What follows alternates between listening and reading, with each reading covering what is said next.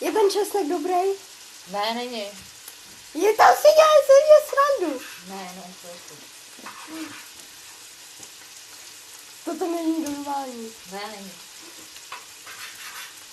A to maso je tak tlustý, jak to?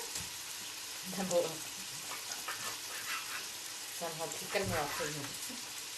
A jak ho můžeš přikrmit, když je na maso? To by se musela přikrmit to celé zvíře. Co ty víš, co já dělám po noci? Hákuješ. To taky.